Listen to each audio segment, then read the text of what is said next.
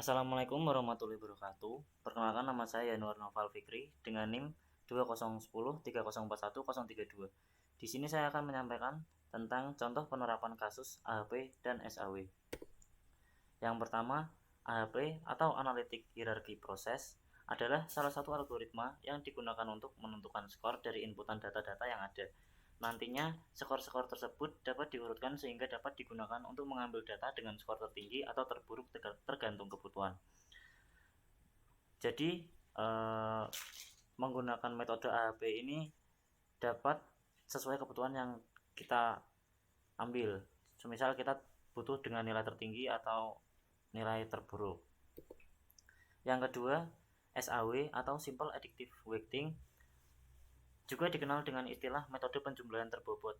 Disebut dengan istilah tersebut dikarenakan pada dasarnya SAW akan melakukan penjumlahan terbobot untuk semua atribut pada setiap alternatif. Tujuan akhirnya supaya SAW bisa membandingkan alternatif secara lebih seimbang dan menghasilkan perhitungan yang lebih baik.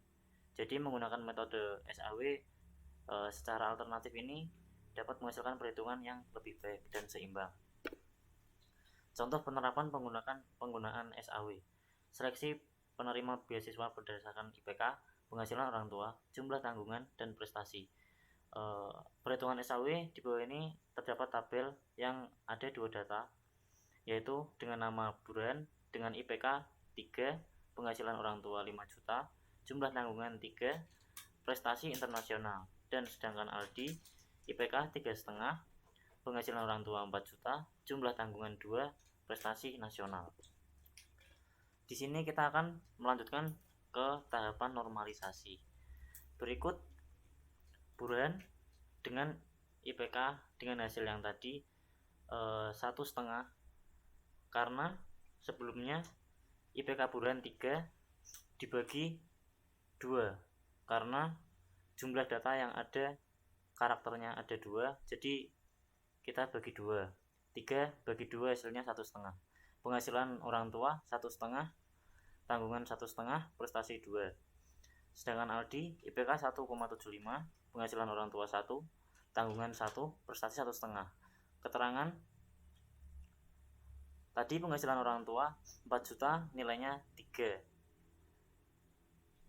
Jadi karena tadi penghasilan orang tua Burhan 5 juta, jadi nilainya 3 karena di atas 4 juta. Jadi 3 dibagi 2 hasilnya 1,5. Di bawah 4 juta nilainya 2. Sedangkan tadi penghasilan orang tua 4 juta, 2 dibagi 1 sama dengan 1. Internasional nilainya 4, nasional nilainya 3. Tahapan perankingan. Tahapan perankingan penjumlahan dari setiap kriteria. Jadi Burhan jumlah IPK 1,5, penghasilan orang tua 1,5, tanggungan 1,5, prestasi 2. Jadi dijumlahkan semua hasilnya dari Burhan 6,5. Sedangkan Aldi jumlah 1,75 ditambah 1 ditambah 1 ditambah 1,5, hasilnya 5,25. Jadi di sini tahapan perankingan menjadi yang terakhir dari tahapan semuanya. Jadi Burhan merupakan orang yang layak menerima beasiswa karena dengan nilai terbesar 6,5 diikuti oleh Aldi dengan nilai 5,25. Cukup sekian dari saya. Bila banyak salah kata mohon maaf. Wassalamualaikum warahmatullahi wabarakatuh.